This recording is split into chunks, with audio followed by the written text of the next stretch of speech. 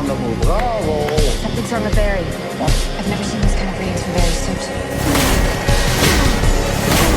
He's channeling over 2.86 billion joules of energy.